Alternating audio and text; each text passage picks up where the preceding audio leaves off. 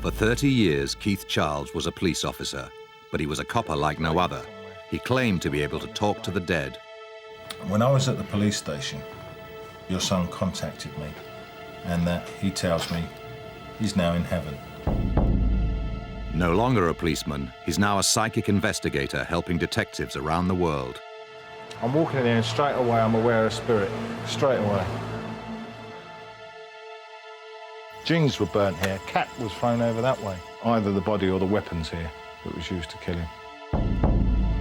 In America, the body of a murder victim is missing. Tonight on Real Life, can the psychic detective find him?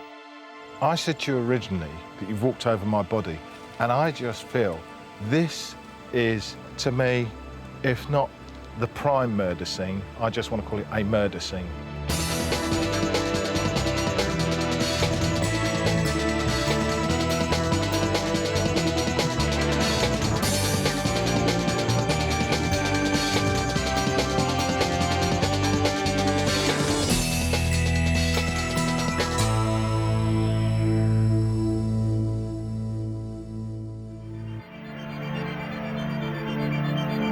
One in two people in this country believe in life after death. Well, it's pretty scary to think you die and that's it, isn't it? For many, it's a belief based on hope rather than proof. You know, I don't think we want to think it finishes here and now, do we? And I suppose everyone's got this life after death interest, haven't they? Thousands of people flock to this man, seeking evidence of an afterlife. He claims that God has given him a gift to communicate with those who have passed over to the other side. Ladies and gentlemen, good evening, and welcome to a psychic evening of clairvoyance. A former detective constable, he's now one of Britain's most popular psychics. Please put your hands together for the man you've all been waiting to see, the amazing Keith Charles. Good evening, everybody.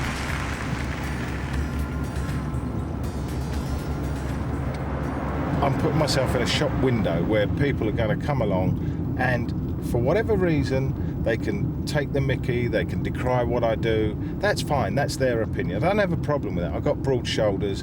I spent 30 years in a police force where I've dealt with all types of things. To me, this is just a part of my life.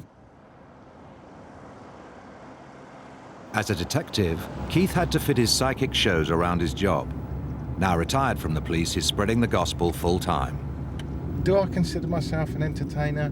Not really, no, I don't.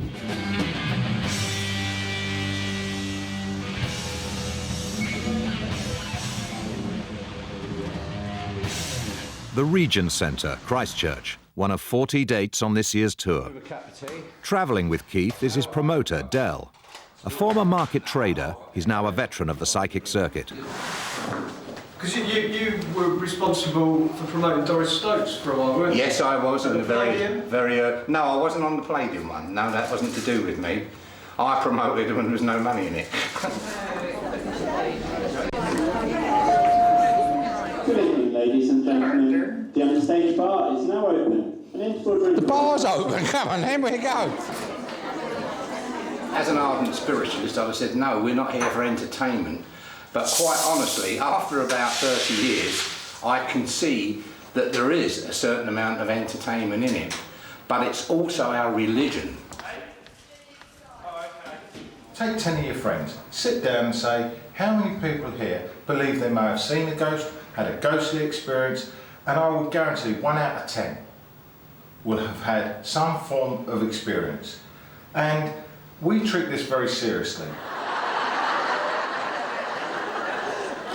Keith has adopted a rather unique style, somewhere between Mystic Meg and Frank Butcher.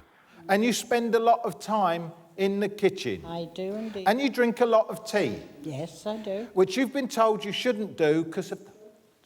That's true. OK, this is what they're telling me. I'm sorry we're getting a bit... Quite true. And you're always looking out your kitchen window, Marge. Yes, I am. Yeah, because you're quite interested in what's going on. Yes. What they're trying to tell me is... Oh, I'll tell her that. Opposite where you sit, Yes. right, above the knife box drawer, you keep your medicines. That's true. And your father's saying, why'd you keep them if you're not going to take them? Well, I do take them, but Excuse me. I'm not going to have a row with you now. I've only just met you, and I've met half the family. We're having an argument. I've only come to tell you what he's telling me. I'm into spiritualism and all things like that, and it just really interests me the way that he can get so much evidence there. I've had, psychic experiences myself, so it's nice to hear somebody on his level. So yeah, I think we want to have a bit of optimism in our lives, and this provides it. But all I want to say is there's a lot of love here. thank you. All right? There's a great deal of love from heaven. They're concerned about you. All right? They don't think much of the curtains you've just put up in the kitchen. And your father is saying to me, look, tell her I love her. You understood it? Thank you. Well, when Keith was a boy, we would sometimes hear him chatting away, and we'd say to him, I'll talk to my friend. And it was an imaginary friend, and we didn't realise then that it was going to develop into being a medium like he is now.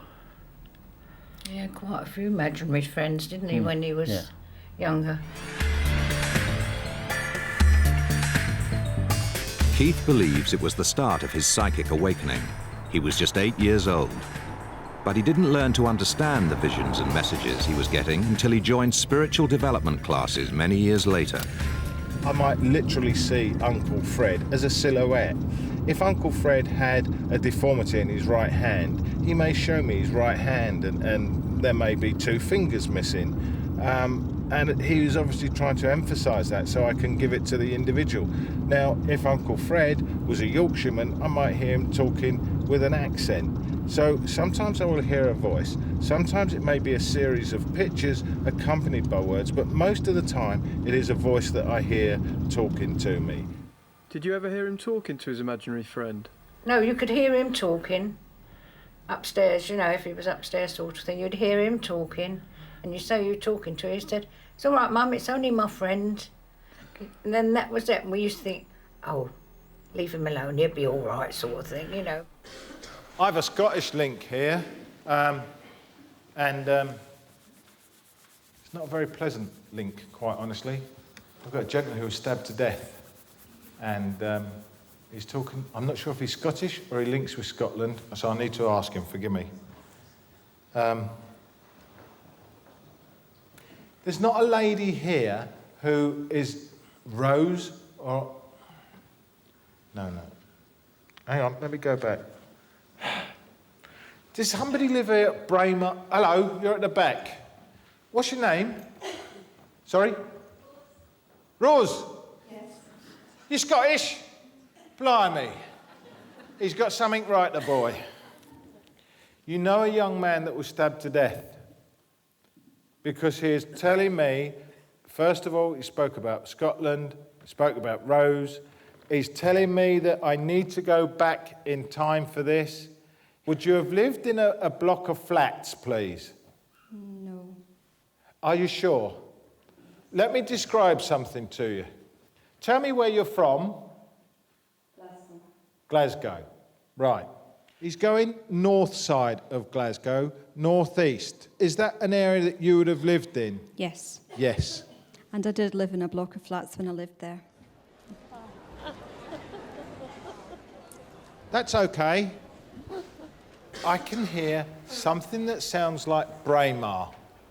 Braemar. B-R-A-E-M-A-R. Somebody in your family would have worked on railways or something, or the buses, because he's talking about it. Does that make sense to you? Yes. Who was it? My dad. Yeah. Because your dad helped this young man. Now, does this come back to you? Have you remembered the man that was stabbed outside the pub? I know what I've told you is 100% correct. We've never met. Look, I want to say, quite honestly, from this young man, please say thanks. He was the only man who did anything. And it has been my pleasure, not mine, Robbie's, I've just said, what's your name? He said, Robbie. So we got Robbie McAlevey or McAviney? And he says, I was 24. And you will find out this is correct. Thanks, Rose. God bless you. Thanks very much.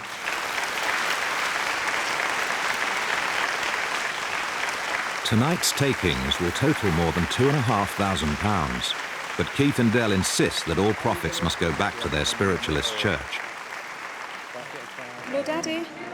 I've been to see a psychic tonight, and he had a message from me from some lad that was stabbed to death years ago. And he said that you had something to do with it. You didn't stab him, but you helped. And it was outside a pub. Can you remember anything about this? My son's the same age as you. He's just done 33 years in Hampshire Police. Oh, has he? Yes. Silly sod. He's not very happy, though. No. I'm not either. Aren't you? No, I wish you'd have spoken to me.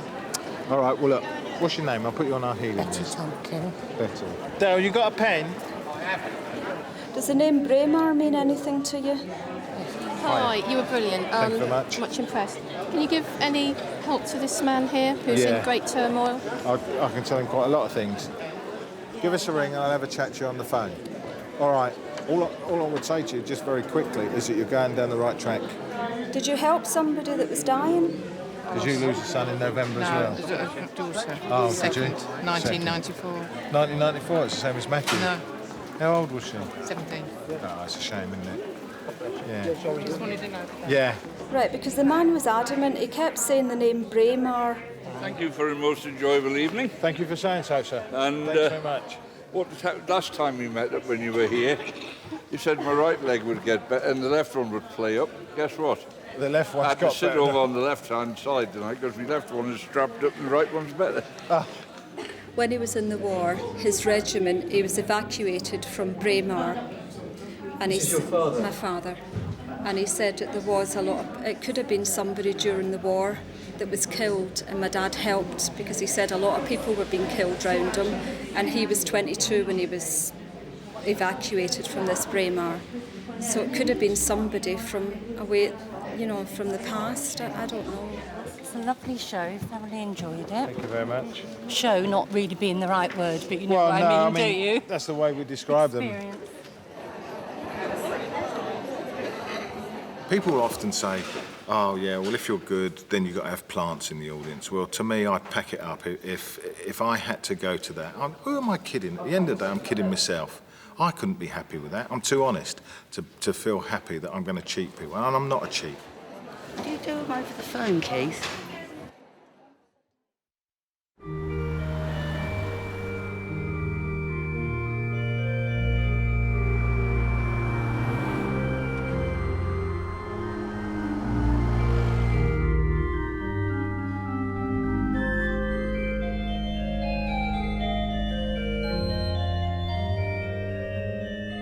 I'm the president of this church and have been since 1982.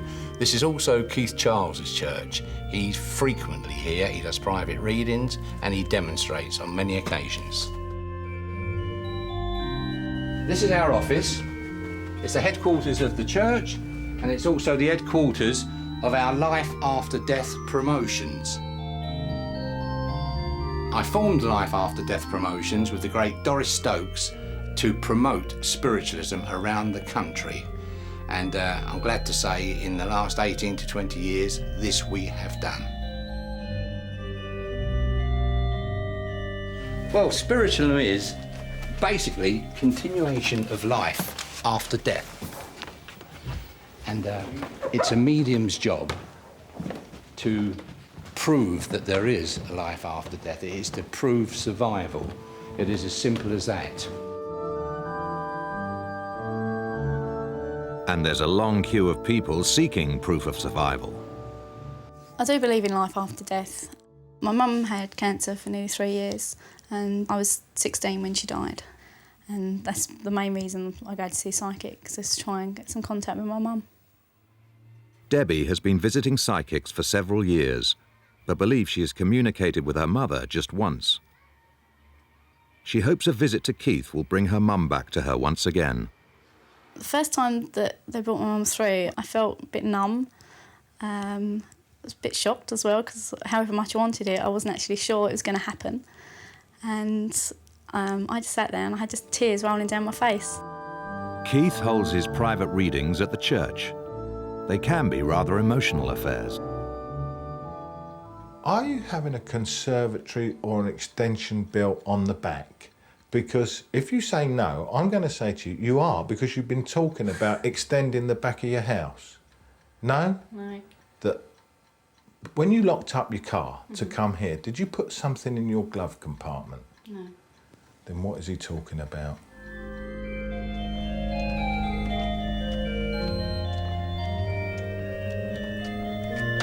On the other side of the church, Dell is about to enter the busy surgery of a Roman physician. Sorry, Paul. Sorry. Yes, sir. I've got the television cameras outside and they just want to sweep round quick if nobody objects. Does anybody object? Thank you very much. This is our healing sanctuary. At the moment, this is Ray Brown, the famous psychic surgeon and trance healer. But although you can see what you think is Ray Brown there, that is Paul. This is a portrait of Paul. That is Ray Brown's guide. He died some 2,000 years ago, but at this precise moment, he's here now, working through Mr. Brown. Ray Brown is not there at the moment. He could be out anywhere shopping. But that is Paul at the moment.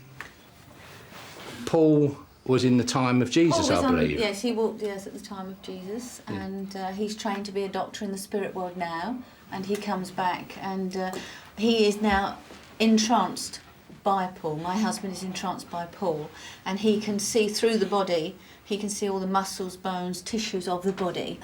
He's actually a surgeon. You can speak to Paul if you like. He's very different to my husband. I come from the spirit world, and I've trained Raymond so that he leaves his body, and then I take over his body. I must tell you that, although you've just heard Ray speaking, that's not his normal voice. When you see him out of trance, he's completely different. You're out of trance now, I mean, and I'm speaking to Ray. Yeah. So can you just explain, you know, what's the process of you coming out of Right. Well, basically, I'll go into trance first thing in the morning, is when we first get here. And I'm out now for my break, which I see is very short now. What actually happens is I sit down and then Paul draws close to me and I step out of my body and he steps in. And I stay here and do my work, and when I'm finished, I leave his body, he returns to his body, and I go back into the spirit world and get on with my work, and he carries on with his life. I had out-of-the-body experiences from around about 5 years old. He was lifted in and out of his body for some 14 years. Eventually, I realised that I could move around, so I could actually tell my mum what was in my dad's sandwiches, and yet I've been put to bed. Before he became a psychic healer, Ray worked as a brickie in Leicester. She said, get a shrink. So that's the power of spirit. After a shaky start, it seems Keith is finally linking in with Debbie's mum. This lady has just popped in and he said she's been waiting to hear from this lady. She said it's very nice. Is this your mum that he's talking about? Because he said it's her mum she wants to talk to, not me. And she's even wearing her ring, is that right? You got her ring on today?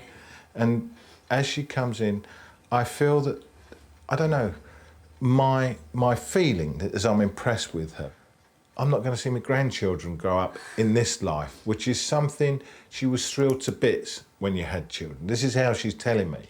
But I'm going to keep an eye on them from heaven. And yes, I do hear you when you talk to me.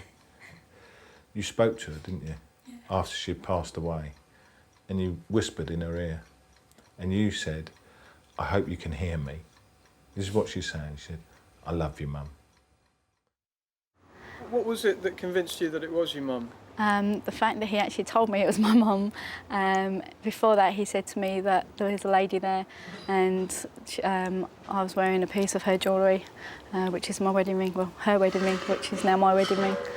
And he said to me, my mum, and he even gave me her name and everything, so that's straight away I knew. So you totally convinced that she was with you in that room? Totally convinced.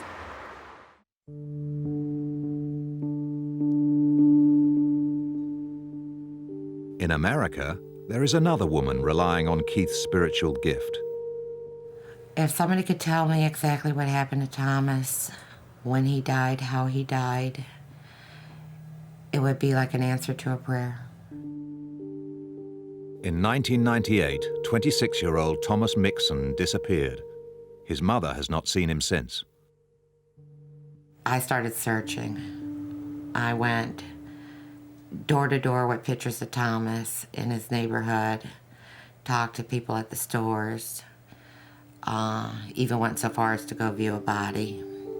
And the longer this went on, the more I knew Tom was either being tortured somewhere or he was dead. The police are certain Thomas is dead. They even have a suspect awaiting trial for his murder. But despite that, they have never found his body. The recovery of his remains would be vital evidence for the police and bring huge comfort to his mother. Oh, you grieve. Excuse me. You grieve over it.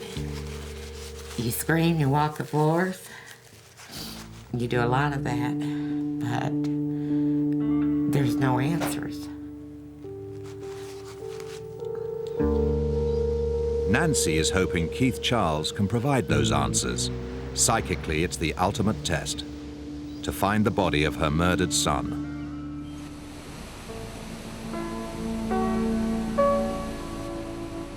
It's been almost 3 years since TJ Mixon was murdered in Buffalo, New York State. But the police have never found his body. Since his retirement from the British police, Keith Charles has been forging links with forces abroad. 6 months ago, he met detectives working on TJ's murder in America. They told him nothing about the case, but were curious enough to test his psychic claims and handed him a photograph of TJ. Immediately I was given this photograph, I was aware of this almost like energy force of his spirit, who told me that he was dead. Keith says he received further psychic messages directly from TJ, which he then passed on to the police. TJ told Keith of a fire at the back of a warehouse. He even said the police had recovered his shoe from the ashes of this fire. And I was being given the information by TJ of where this was, even to the fact that he said that the particular officer I was speaking to had actually walked over where this man's body had been. Keith was proved right. The warehouse, fire, and shoe all existed. The Buffalo police asked him to work with them on the case, but at the time, Keith wasn't able to extend his stay in America. I think the fact that Keith is a former police detective gives him some more credibility in the eyes of the police officers that would work with him. I think it's unusual for a police officer to claim to have psychic abilities. Again, we're anxious to see, whether Keith is able to help us out or not. Ever since I was a young girl, I believed that psychics and some people are blessed with extraordinary powers that are able to communicate with the dead. 6 months later, Keith has offered to return to Buffalo. He believes he can contact TJ again and lead detectives to his body. Our hopes with Keith are just astronomically high right now. I just feel like God brought Keith into our lives, and that I truly feel he's going to be able to give us the answers for closure. If he's gifted enough to give us Thomas back, I want to try to end it and go on with my life. It's the opportunity Keith has been waiting for. During his career in the British police, senior officers were unwilling to accept his psychic powers. It meant that he rarely used his gift, and even then only unofficially. It was very frustrating because there was a lot of prejudice against mediums, in the same way that perhaps we look at the analogy of homosexuals, and you go back 20 years and they perhaps had to keep it under lock and key, and it wasn't as accepted as it is now. I mean, we deal in hard facts. I mean, everything we have to do has got to be accountable. If some medium was to say, I think there's a body underneath a housing estate, where in the estate? Where's the evidence? How do we go and approach that? We can't go and dig up a car park or say to somebody, I'm sorry, I'm going to have to knock your house down. And I just wish the British police force could perhaps undo the top button on their car a little bit, just relax a little bit. I'm not asking them to become naked, I'm just asking them just to relax a little bit and give us a go. You think slow bollocks, really, don't you? No, I keep an open mind. I will never, ever answer that question.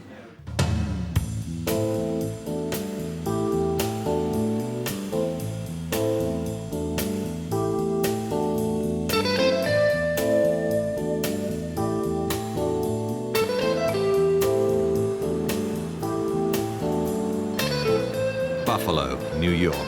The psychic detective has flown back into town to hunt for the body of murder victim T.J. Mixon.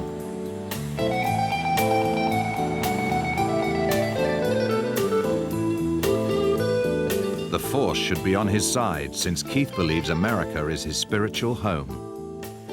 He claims that in a previous life he existed as a Confederate soldier who was killed fighting in the Civil War. Cops, by their very nature, are somewhat skeptical of this type of thing, but we will be open-minded, and if Keith can lead us to that body, I'd be absolutely thrilled. Keith's wife, Christine, has made the trip from England with him. Keith begins by recapturing the original psychic vision he had of the warehouse on his last visit. The police have told him nothing about the case. I was very much aware what I described as the warehouse and coming out where there was a fire at the back, and then as I saw it going out from the back of there, a manhole or a covering in the, wouldn't call it undergrowth, but grass or dirt or whatever, which I'd like to sort of see. If as you get close to certain areas, do your impressions become stronger? Yes. Okay. Yeah. And that's why I was hoping that maybe if we went, what I call it, on the ground. So if we went there, you could tell. I would either say yes, we're on the right area. If we're in the right spot that you're thinking of. Yeah. Sorry, could I ask Jim just before we go? Did you search a warehouse, please? Yeah. Yeah. But that's all he's getting. Once Keith is out of earshot, the significance of the warehouse they are about to visit is revealed. The defendant in the case had access to this warehouse, and it's just we feel it could be a good location to dispose of a body. There's no way Keith could have known the relevance of a warehouse? No, not that we know of.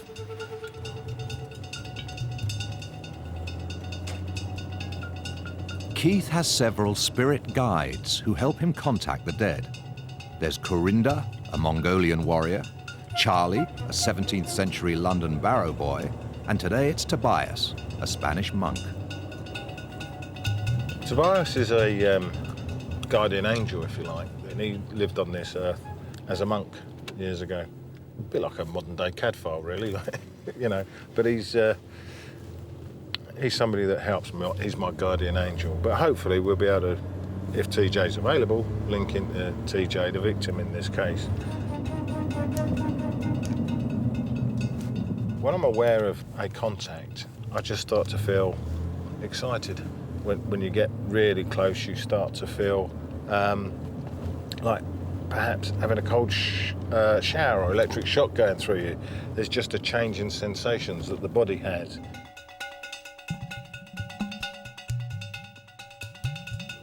I get the words liquor store, I don't know why. I get the words liquor store.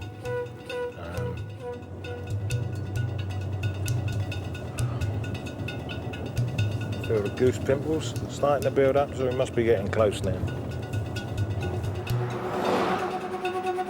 As a test, Jim deliberately drives past the warehouse, hoping Keith will tell him he's gone too far. Turn around and go back. I actually passed the place. Yeah. Turn around and go back. Where's the liquor store if there's one there? Detectives first searched the warehouse several months ago. Let me go and see if They called it TJ's. It's unbelievable, isn't it? I'm walking in there and straight away I'm aware of spirit. Straight away.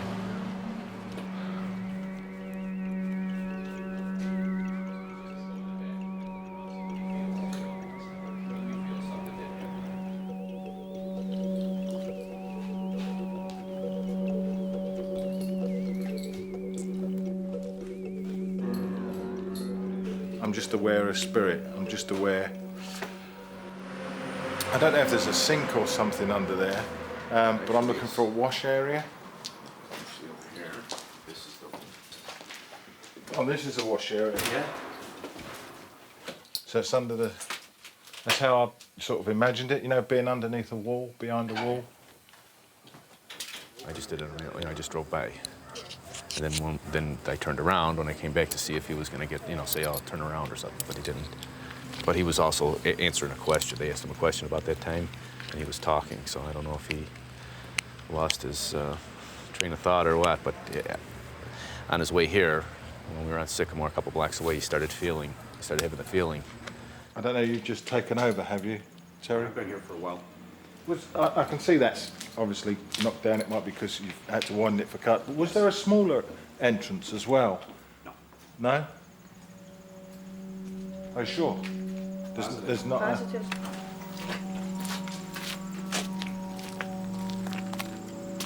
What's that then? That's new brickwork? There was another area there at some time? I didn't tell him yet, but that door was smaller. This is where the sneaker was found, yeah? Right. Last time we were here, this was a little different, but it was basically like that. It was stuff you could tell they'd burned. Right. And were there During his last visit to Buffalo, Keith told the police they'd recovered a shoe from a fire pit at the warehouse. This is the actual pit they took part of a training shoe from. Clothing was burnt here. How do you know? I know. I know, I can see it. Jeans were burnt here. Cat was thrown over that way. I'm almost like I'm here. It's almost like I don't know. I'm here.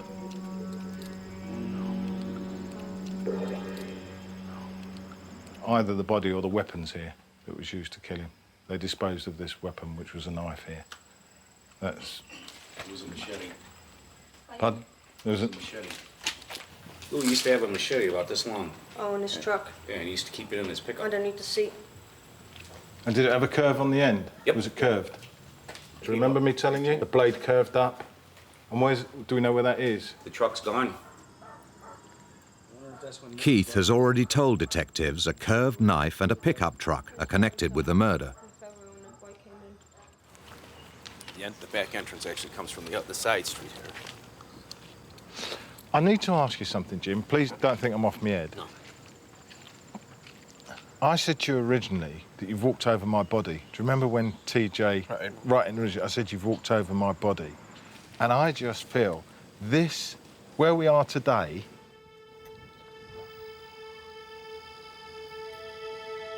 is where TJ was either disposed of or his clothing and everything else was disposed of. This is, to me, if not the prime murder scene, I just want to call it a murder scene. Keith has become intent on finding a drain or manhole cover. He believes either a weapon or TJ's body could be underneath it. What I'm looking for is a drain or some sort of drain up this area. That's, to be honest, what I feel at the moment. There's got to be a drain somewhere. I just want to find this drain. How about right here? It's a little drain. My image is just of what I call a manhole cover, you know, that big.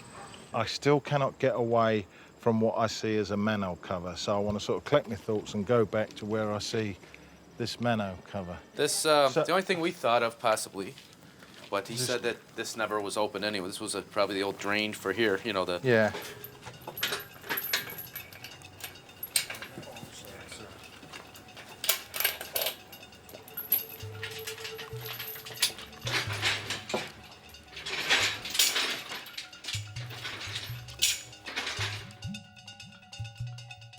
At the warehouse, Keith is about to search a drain for the body of murder victim TJ Mixon.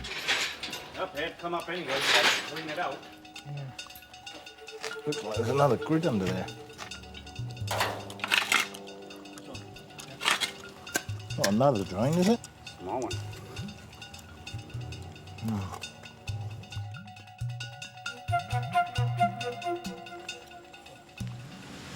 I wouldn't mind, you know, thinking there must be something perhaps under there. To peer down there is going to cost nothing, is it? You know, just to look down the drain. If there's nothing there, there's nothing there. But But Detective Giardina believes the drain hasn't been disturbed for several years and won't take the search any further. I'm just interested in that I would probably sift this, you know, take this up very closely, just in case there was something in there. Has a sniffer dog been brought to this premises before? Yes. You know, negative results, he didn't find anything. Drains are important here. That's what I get. But it's not Keith's investigation, and if the Americans refuse to continue with the search, there's little he can do. Spiritually and psychically, I'm left here at a scene as where the last dealings with TJ were. I know there was 2 men involved. I know they were in a truck. They'd been out and they'd been doing some drug dealing. I believe TJ had ripped them off. They'd lost their temper, and in a peak of temper, he'd killed him. Keith has got some details correct, but much of what he has said cannot be verified until the body is found or the killer confesses. You know, some things are close, but not exactly the way we understand them. You know, it doesn't mean we're right, doesn't mean, you know, he's wrong. But he hasn't found the body. TJ's mother has been pinning her hopes on Keith being able to find her son. I want to tell you that when I was at the police station, your son contacted me, and that he tells me he's now in heaven. And if I could say to you, which sounds perhaps a little bit dismissive, it's not meant to be, that he's in a far better place now, and that he's quite happy and he's quite well. That's what I feel I want to say to you. And I was drawn very much to a warehouse, and we've actually been there, and I felt TJ was telling me this was the last place that he was taken. Do you mind me talking about this? No. I don't want to upset you. I don't want to. Put everything out. You sure? I mean, that's what we. Okay. That's what we're waiting on. Like you, I've lost a son. My son Matthew was 20 when he was killed in a road accident. So, as a father, I can share your loss as a mother. What I don't have is that extra grief because you don't know about your son. All I want to tell you, as a responsible man, that he's quite happy in heaven, that he has started a new life. The following day, Keith has begun to reflect on his failure to find the body. He believes the American police are partly to blame. I feel that they have been somewhat guarded with their own truth in what they've told me, the investigators, which has been nothing. As far as I'm concerned, they've not told me a thing. He described a small curved knife. They described it as a long machete-type knife. When he came to visit us several months ago, and he mentioned a knife then, but he described it as a black-handled knife, which was used for stripping. Now, I don't know exactly what kind of a knife that would be, but it doesn't sound like it would be a machete. I've been to a warehouse that I saw that was given to me by Spirit.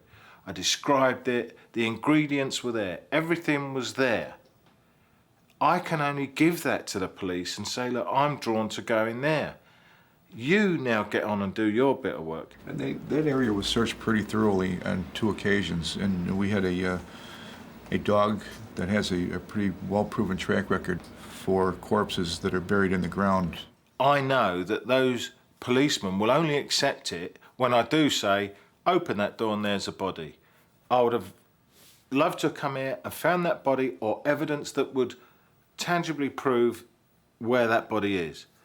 I believe we can still do that at the warehouse. I honestly believe there is evidence there that will say that's where his body was disposed of. I remain somewhat skeptical because I still haven't seen any type of tangible proof that psychic ability worked in this case.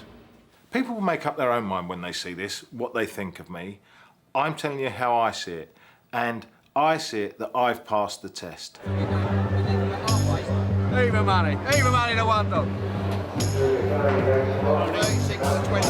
Saturday evening back in South London. Keith swaps the world of psychic investigation for a night out at the dogs.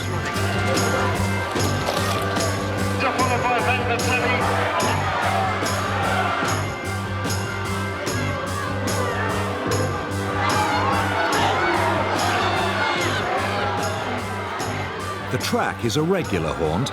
Keith even has his own greyhound called Enjoy Your Luck, racing later. It's all in keeping with the image he wants to promote, that of a modern-day psychic. I would say that as regards the general feeling, probably 10 years ago, about mediums and psychics was that perhaps they're a little bit screwy. 3 dogs, 60 to 20, 42. We have a job to prove there's a life after death. And that life after death doesn't affect me getting on with my daily life. I'll come to the dogs, I'll go out and have a curry, I'll go to the cinema, I'll go to rock concerts. I just consider myself a man in the street, that's all, with perhaps a special gift.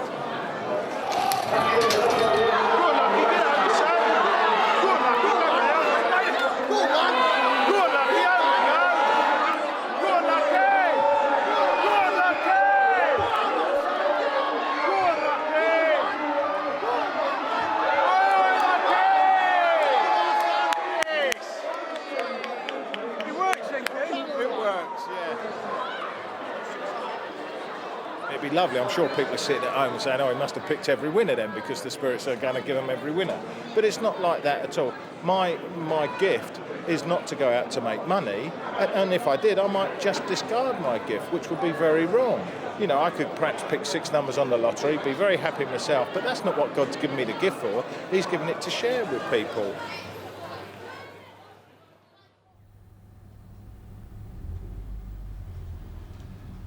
Claire is another who's turned to Keith in the hope he can help her move forward. I had a miscarriage in October of last year, and I'm hoping that when I go that I will get the baby come through. Just comfort for myself to know that it has gone on, that it is still living, and I know that if it is up there, my granddad's looking after it. If my baby comes through, I will be comforted. I will be happy. It was a very hard thing to go through, to lose, and still grieving now. So I'm hoping that if it comes through, that it'll be a good reading, and yeah, it'll give me fulfilment to know that it's okay. For me, if it's an emotional matter that is very deep within me and I can't find the answer within myself, yeah, then I will go and see Keith, yeah. Cella was so impressed with his last visit to Keith, he's decided to book in again. He told me my number, my house, and where it was situated and how many kids I've got. And at the same time, he named some numbers of, which at that time when I was seeing him, didn't really I didn't pay any attention to it. But after, those numbers was of houses that I know people who live at. There's nothing I can say. He's not a charlatan. He is the real deal. He's the man. There's many people say that years ago everybody was psychic, and probably everybody is psychic now, but it's bringing it out, bringing it to the forefront so that you know. Do you have psychic ability? I hope so. I think I have, yes. Yes, not as great as Keith and other people, but yes, I have psychic abilities. And I just want to say, how's his leg? Because he's had a bit of a bad leg, your other half. What did he do to his left ankle? It's Dad. Huh? That was my dad. Was it? Yeah. It was your dad's left ankle? I do apologise. That's fine. She's more confident and set. She's older than you, is she? Younger. Younger. Now, your mum, right, was quite affected by your dad's passing. Is your first name 9 letters? No. No? Where is... No. Is there somebody else in your mum's life? Because I want to say to you, I don't know if she's got a partner at the moment, but he, let me just tell you what he's saying, he's not jealous, all right? And if she hasn't got a partner, she's got a very good man friend, if you know what I mean. And I don't mean that rudely. Does that make sense? She's still married to my dad. It's my granddad that's, I think, communicating with you. Well, who? Sorry, I've got this wrong. No, can't have that because I'm wrong. It's almost, I would be insulting you to try and get it, but it's something like Shadawa or something. No. Do you see what I mean? What? All right, I'm wrong, but I'm saying I'd be insulting. What is it? Salvanase. Chauvinase. Yeah. Well, I was getting something like Shadawa, right? So I'm just telling you. Yeah. Your grandmother, right? She would have passed over. No, that's probably his mum. My granddad's mum that's with him. No. Let's start again. Okay. No, I want to get this right, Yeah. all right? I can be wrong and I can be very wrong, and I'm not very wrong. Right. I'm wrong about your mum and dad, right? Yeah. I accept that. Keith claims the reason he isn't always spot on is because the voices he hears and the pictures he sees sometimes don't present themselves as clearly as he would like. But halfway through Claire's reading, spirit contact grows stronger. Would this be your child? Because I want to say, correct myself, and he's saying, it's not my child, it's her child. So forgive me. So he's looking after your baby. I want to say your baby. And I want to say to you that I'm very much aware of my head with this baby, all right? The condition that took the child over. Sorry, I don't mean to upset you. The reading went absolutely brilliant. My granddad's come through, the baby's come through, everything I'd hoped for has come through. Are you surprised? Yeah, I wasn't sure if it would happen, but it has. So I've come out very happy. I would like to think that I'm a responsible medium and psychic. I would hope that I give people the best evidence I can of a life beyond this one. It's not my job to run their life for them. And he is saying to me, right, that this won't be bad. It will be a struggle, but you will be pleased with the results. Because I want to say to you, the black that I saw was in the past.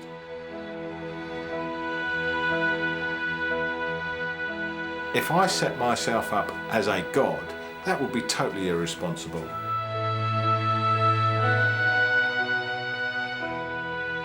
And he wants to say, I love my son. Thank you.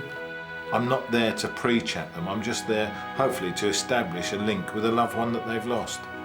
He said, and I'm very proud the way you've coped. He said, and I know it left you really devastated when he passed. May God look after you, take care of you, and God bless you. Thank you very much indeed. Good night, God bless. Thank you. I mean, we don't want to die, do we? But we know we've got to die. But, yeah, I don't think there's anything to be frightened of. This is my opinion. No, we can isn't it? accept coming to an end easier Yeah. than what we would have done had we not gone through this stage with Keith. He's put our mind at ease more.